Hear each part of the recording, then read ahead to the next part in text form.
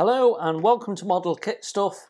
It's Wednesday, that means it's First Impressions Day, and today we're looking at Hasagawa's 1:48 scale P40E Warhawk. So this was bought for me because it's got a mouth on it by my partner. She thought that looked quite cute, so that's why I have this. I've been meaning to get around to build this for ages, to be honest. I quite like the look of it with its decals and bits and pieces on. So I have built Warhawks before, but only in 1/72 scale. I've never built one this big, so it'll be interesting to see what's in here. I did look in the box when I first got it. I've not revisited the contents since, so let's take a look. So what I have here is the original 2005 release, when this was a new tool. It's been released many times since, mainly with different decals, same kit. Once or twice it's had new parts. I guess that's drop tanks or different bombs or something like that. I suspect the main body of the kit has stayed the same during that time. I think the last time it was released was a couple of years ago, 2020. So yeah, this is the original new tool one back in 2005. And I know that because it's got two part codes on it, which you can see there. So that's the kit reference number and also the JT86 reference number, both of which relate it to the original release. So we should have nice, good, crisp moulding in there. So let's have a look. So box, it's a nice top opening box, fairly thin cardboard. We've got a nice bit of artwork there with a little bit of a jewel going on with a Japanese aircraft. Tells us that it's a Warhawk, that it's a US Army Air Force fighter. P40E from the Hasagawa Corporation.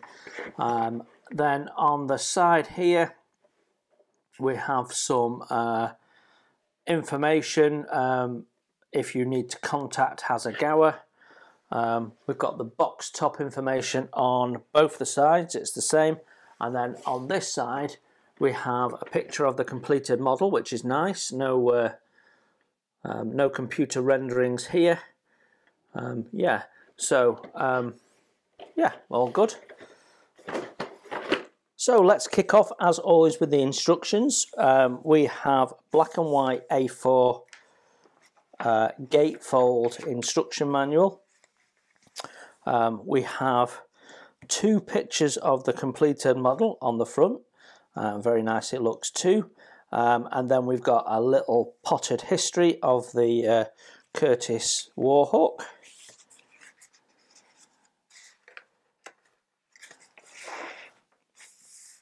And then when we open it up on the first page here, we have the sprue map. So we can see there's quite a few small sprues by the looks of it. And then it says shaded out parts aren't used, so they'll be for different versions, I would guess, that were planned for the future. And then we've got clear parts as well, and I guess that's if you want to replace a sprue. And then we have paints listed, so Mr. Hobby paints listed, but it does tell you what those colours are. I'm not quite sure what that is at the bottom in Japanese. So as we get to step one, we're starting with the build-up of the cockpit, as is common for fighter aircraft. So we've got what looks like quite busy interior side, so that's nice to see, and a busy floor pan. And actually the seat looks quite detailed as well, going onto its frame, and then the rear bulkhead with a separate head cushion, joystick and another lever of some type. Looks like we've got some separate parts there for the sides as well, and then we've got a paint map which is nice and clear. Then we are building up the dials and various other bits and the pedals all going together into that sub-assembly. We appear to have quite a few decals to have a play with at that point as well. All sort of usual fare. Then, so step 2, quite a busy step actually. We're starting with building up these parts here, which sort of go into where the engine would have been. So I'm not quite sure what they do. But I think that's the front of the vent, isn't it? The air vent that's underneath the propeller. So it's building up the insides of that. Yeah, interesting. Shouting out the paints as we go, which is good. Then we've got that part and our cockpit going into the fuselage half, which seems to be cut off just behind the cockpit there before we even get to going down the tail length. Bit of a stubby aircraft anyway, but not quite that stubby. Then we've got those scallop panels are separate, so that's good to see. Flipping in the back there, and the exhausts are 6 individual parts, so that'll be nice and good for painting.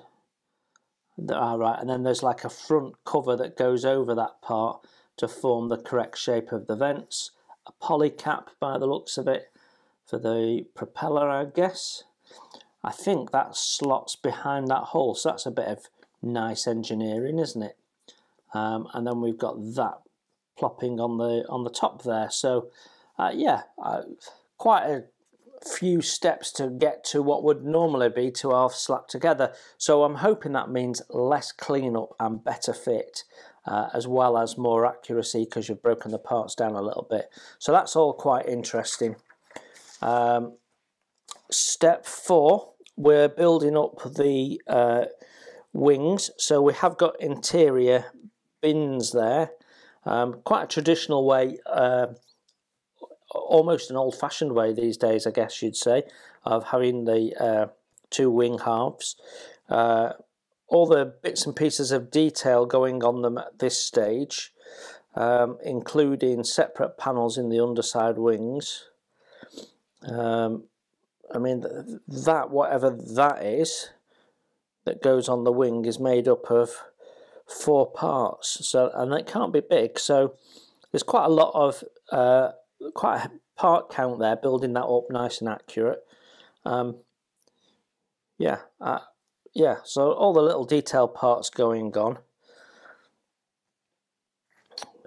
Looks like we have some alteration to do.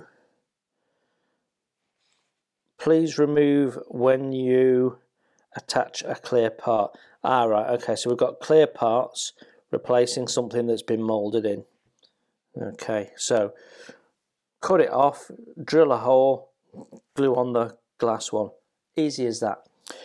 Then we're on step 5, and we have tail section to make up, and then we've got the and then we've got the back end of the tail all coming together.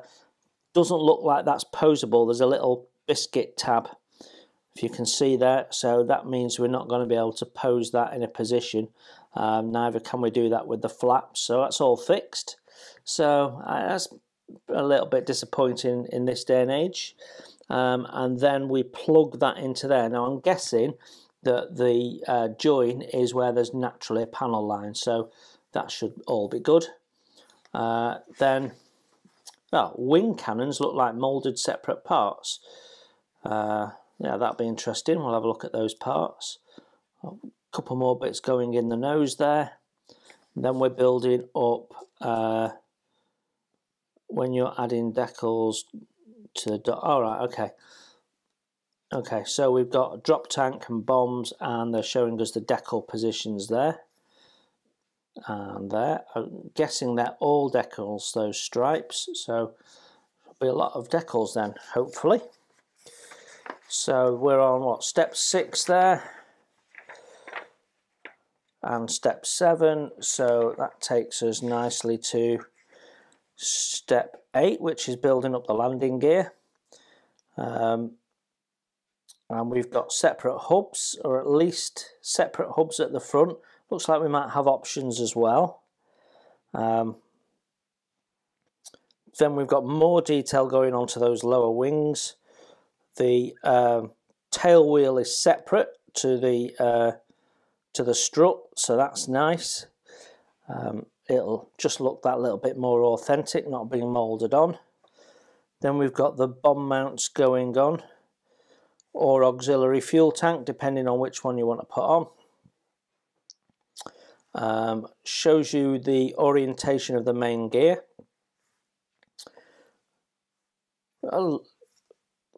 More parts going on. There's a lot of parts to go underneath this aircraft. It'd be a shame to actually have it on its wheels and not be able to see it all. Yeah, but we've got all the landing gear doors and bits and pieces going on here, so quite a lot of detail. It'd be interesting to have a look at these parts in a minute. Then we've got two things going on the are they cannons? We've got two little lumps that go on the front of the wings there. I don't know what they are, but yeah, so again, so they can get nice mouldings, they've separated the parts, which is good to see. The propeller and the spinner is quite a traditional way of making it up. Again, lots of decals, so should look really cool. Final assembly. When you don't make a hold, please cut off the attached. Okay, I have to understand that a little bit more near the time. And that is it. 12 steps to build a 148 P40. Very nice. Paint shout outs, black and white. What we've got is, yeah, double page. Looks like we've got a marking option 1, a marking option 2. So Major Edward F reactor, 76th FS, 23rd FG, China, July 1942. So that's the one that's on the box art with the tiger and the big wide shark's mouth there. Which looks quite nice, doesn't it? And then you've got a top and bottom view, which allows you to see where the colours go, and also I think we're calling out some more decals as well as we go through it. So anything in a round, a number in a round circle is a decal. So the little marking line on the tail is a decal. Obviously you can mask it off and paint it if you prefer. And then option 2 is Lieutenant Robert H. Vaught. I'm reading upside down, sorry. 9th FS, 49th FG, Australia, summer 1942. And it has Bob's Robin written on the side, and some form of skull, and a different type of shark's mouth, bigger eye. So yeah, two nice schemes. That one probably easier to do because you've not got the camouflage pattern. So yeah, interesting. Decals, that's our protective cover sheet. No,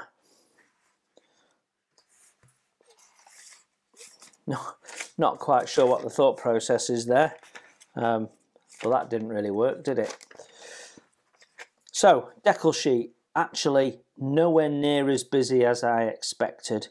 I think Airfix put more decals on their 172 than Hasagawa have put with their 148. There is not much in the way of stencils. What we've got is national markings, nose decorations. We've got bomb lines and tail lines, dashboard stuff, and then major markings, but there's no stencils, there's no warning stencils at all. So yeah, that could be better. The decals themselves, made in Japan. Feel a little thick, but not too bad. There's quite a bit of carrier film on some of them, where there needs to be, but otherwise not too shabby. Bit basic. Right then, first sprue A, and we've got the two fuselage halves, and the first thing I'm noting is lots and lots of surface damage. All of these sprues were in one bag with the exception of the clear parts. Yeah, so lots of scratches where the sprues have all rubbed. So a bit of sanding needed. I've got sink line there where that join part is. We've got some rivet detail along the wing edge and fastener detail as well. Plastic is nice and hard. I don't mind Hasagawa's plastic. I can see release agent on it, so it's a bit greasy, but nice and sharp. Panel lines are nice, not too deep, not too shallow. Yeah, it all looks good.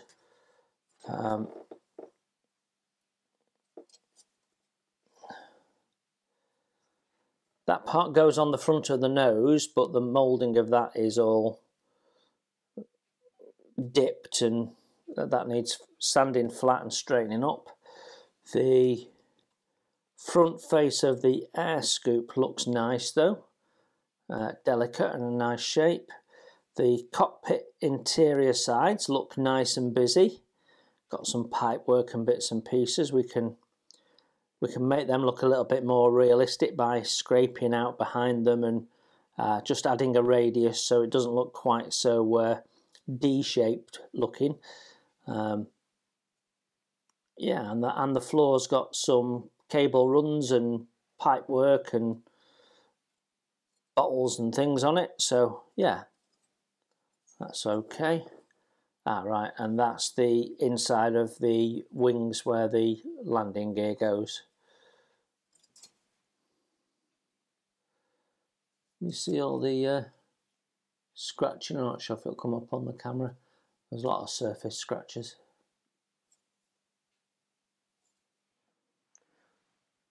Sprue B now, and we've got the upper wing surfaces, again absolutely scratched to hell and back. That's really bad. Same is true as all these surfaces. There's damage on all of them. Right, so we've got some fastener detail, raised fastener detail, and some recessed panel lines. Big load of sink in that route there. Same on that one, if you can see that in the light. Big load of sink. And we've got the tail actually comes in two halves. The detail on it is nice, crisp and looks good. All looks to scale, feels right. I've got flash on. Wow, new tool, first release, got flash on it, and there's flash on the sprue, but I hadn't seen any on the parts on the last one, but there is on this wingtip here. It's all right. It's okay. Not blowing my socks off. Okay, sprue C is just the underside of the wings. So first time you get a proper impression of the size of the aircraft. And what I can see is a wavy scratch line all the way down this raised edge. Oh, Hasagawa, what have you done? But it's not as bad as the sink. We've got sink there, there, there, there, and exactly the same positions on the other side. So we've got 8 lots of sync to sort out on this one part. More flash. The detail inside where the landing gear is, so if you've got the wheel up, and you can see in here, the fastener, the rivet detail is really, really nice. I like that. And the moulding is clever. Yeah, and we've got some recessed sort of panelled doors and things. Flaps are fixed. This day and age is a little bit simplified, I think. Yeah, detail on it is nice. Just wish there wasn't quite so much sync. Okay, sprues D and G attached to a master sprue. We've got the internal bulkhead there for the cockpit, which has got some nice detail on it. We've got the bucket seat, which has got detail on both sides, which is nice, even though that won't be seen largely. Some really nice detail on there. Yeah, including fastener detail, so that's nice. The frame is very flashy. Yeah. And the cushion's crisp enough. Then we've got lots of rivet detail on the panels there, on the little scallops. Yeah, that looks nice actually, that, like that. And then on this one we've got the tail section, which is really scratched up again, both of them on this point here and here. Ignoring that though, the detail is nice, and no sink this time.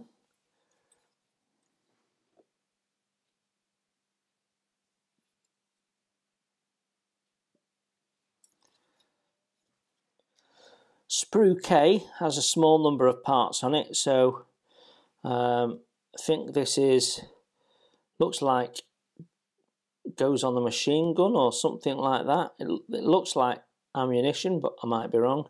Dashboard has got lots and lots of detail on there. Great for painting, not brilliant for decals.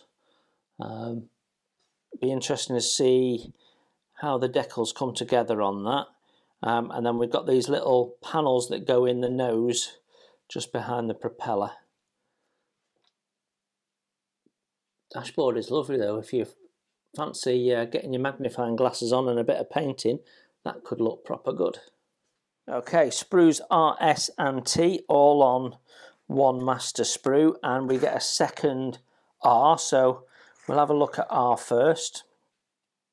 So we've got a single cast tyre with 4 connection gates. So you've got to clean up 4 surfaces. The radial tyre detail is very lightly moulded to the point of almost invisible, and it will be by the time you've cleaned those 4 gates up. 4 gates, that's not needed. Then we've got, yeah, so we've got a hub on one side, and we've got what looks like 2 hub options. And then we've got some tiny parts which add the detail. The arms there for mounting the spare fuel tank, and some other gubbins.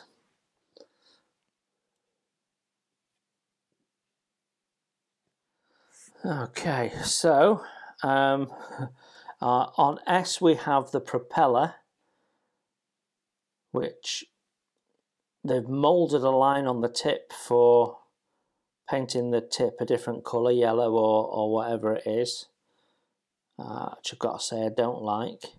But the actual blades feel suitably thin and have a nice curved shape to them. I'm guessing they've got the shape right. Unfortunately, they've chosen to put gates onto the actual blades, which don't need to do this day and age. You know, they could have put 2, 3 runners meeting in the middle where it's not going to be seen. No need for that. We've got what looks like 2 different types of radio antenna mast. Then we've got, oh right, actually these are really nice. So these are the parts that go behind the air scoops, and we've got very, very fine wire mesh casting on there, and that looks really good. That goes under the wing there, and then we've got the nose cone, which has been absolutely trounced. You've got all that in a bag, and that's sticking up. It's catching on everything all the time. All the time. There's quite a bit of space in that box, so it's all moved around just to add to the friction. Okay, we've got the bomb end there, which looks nicely moulded. The bomb, which has the spinner on the front, the spare fuel tank. Looks nice. Some nice fine detail, including the joystick, which is nicely done. Yeah, the small parts, they're all very nicely done. Pedals look okay, I guess. So does the landing gear. There's a little radio loop there. And the tail wheel is a bit soft moulded, I think, but not too bad. The detail's not very crisp. In some places it's beautiful, in other places it's sort of a bit haphazard somehow.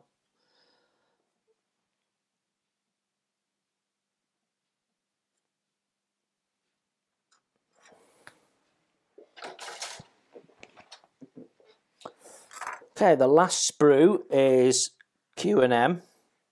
So we've got exhaust. We don't use those bits, whatever they are, but we've got exhausts there, which are solid. So we've not got any empty openings, unfortunately. And each one of them will need cleaning up because of the ejector pin positions. Then we've got the cannons, which do have a recess, but I think they need opening up a little bit more. Moulded into the wings there. How good they're gonna look, I'm not sure. I think separate parts would have been a bit more realistic there anyway. And then we've got these lower wing panels, and those rectangles there, they should be holes for the ammunition to come out of, so we'll probably want to open those up. Yeah. In a separate bag we have the clear parts and a little set of polycaps, of which we need 1. So you always seem to get 2 to 3 times as many polycaps as you need, or in this case 3 times as many. Right, so we have the side glazing there, scratched. We have the canopy door. That's okay, nicely done actually. And then we have the windscreen.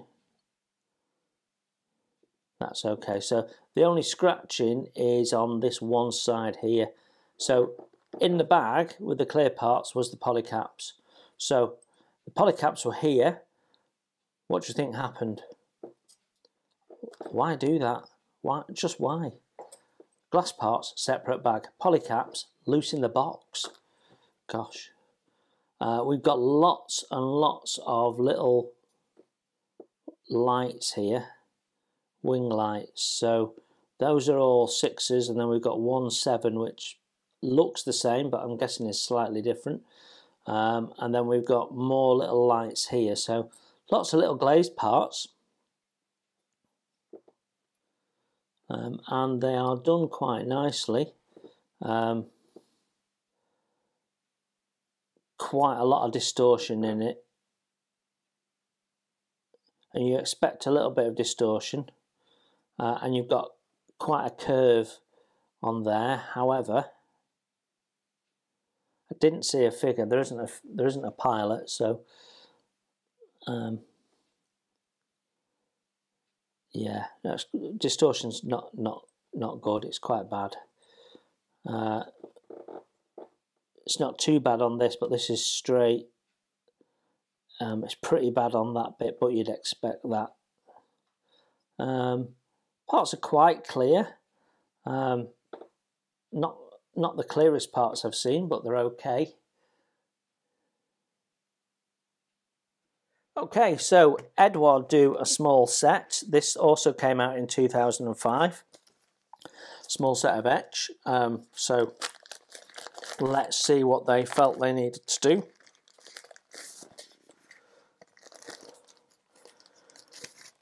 So you get one small sheet, quite busy, which includes a replacement dashboard and some seat harnesses. Seat harnesses are always welcome. So if we look in the instructions, we've got quite a bit going on to replace the dials, so I like that. We've got a little plaque, so if you want to put it on a stand, you can tell everyone what it is. I actually quite like that. They should do that more often, because they don't do that on most of their etch sets. Maybe they felt like they needed to add something else because there wasn't much there. Don't know. Got some, that's the floor of the cockpit there. So we're removing something to add those little red and black discs on. Yeah, so it's a lot of messing around with the cockpit detail, adding detail in the main, but modifying detail in a couple of places. And when we flip it over, we carry on with the cockpit. So this is going to make your cockpit really busy. Then we've got the harnesses for the seat. So almost all of it deals with the cockpit. And then we've got we've got a rear view mirror for inside the windscreen area. We've got gun sight for the nose. And then we've got the little connecting piece that goes on the tail, and that is it for the aircraft, for the outside of the aircraft. Okay, so all in their coloured parts. I have mixed feelings on coloured parts. Means you've got a paint match. So there we have it, Hasagawa's 1/48 scale P40E Warhawk. What are my first impressions? I have to pinch myself and remind myself that 2005 was quite some time ago now. So you know, 17 years old this kit, and when you say a kit is 17 years old, you suddenly think about it in a slightly different way. Because, you know, 2000 seems like 10 minutes ago to me. So it's a 17-year-old kit, therefore it's not too bad. If you think about where other manufacturers were 17 years ago, well, you know, it's not a trumpeter kit, and it's not a Tamiya kit, so it's certainly not the best kit around at that point in time, but other people were in the same place, or maybe even not quite as good. So all in all, for the time, not a bad kit. Obvious lowlights are a lot of sync, a lot of cleanup needed. It's not going to be a quick build at all, and all the damage that's been done by the way it's been packaged is a real shame. Really doesn't help. Highlights, plenty of detail, some nice detail in places, slightly higher part count to add a little bit more detail in places and get the moulding right. I guess other lowlights, now I think about it, don't like the moulded in machine guns. Tyres were not so great, and the distortion on there. And there you have it. I'm struggling to think of any more positives. I've got a long list of things that could be better. Final thoughts. There's got to be better Warhawks out there now. that there has to be. I mean, if I think about the standard of current Airfix kits, they absolutely blow that out of the water. There was nothing in there that blows my socks off. So I'm sure a little bit of time and attention to cleaning it up, it'll build into a really nice kit. But I'm fairly sure there are better kits out there already. So choose your Warhawk wisely, I think would be my final words. Okay, hope that was helpful. Take care everyone, and I will see you very soon.